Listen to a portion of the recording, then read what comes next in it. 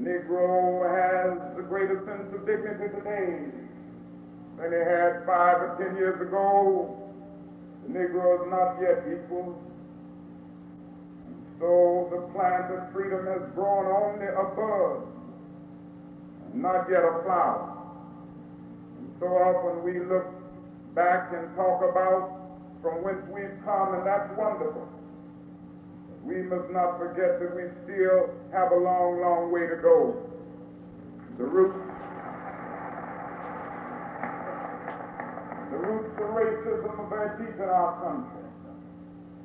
We hear a lot of talk about the so-called white backlash. I guess you all hear it here, and we hear it all over the country, the white backlash. And it goes on, they talk about it like this, it's something new.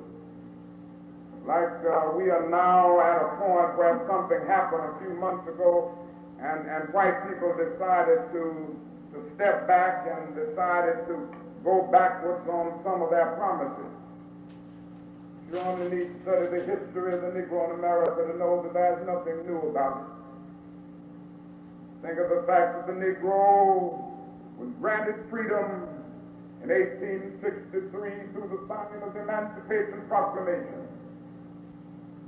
The Negro was not given land to make that freedom meaningful. And at the same time, this nation was giving millions of acres of land in the West and the Midwest. But that land was marked for whites only, so that America was willing to give its new peasants from Europe an economic floor so that they could move out lift themselves by their own bootstraps, but it refused to give its oldest peasantry that kind of economic floor, which left the Negro with an abstract freedom. Frederick Douglass said it very beautifully when he said, emancipation for the Negro was freedom to hunger, freedom to the rains and storms of heaven. It was freedom without roofs to cover their heads, without bread to eat, without land to cultivate. It was freedom and famine at the same time. We don't have to stop back that particular year in 1875. The nation passed the Civil Rights Bill and refused to enforce it.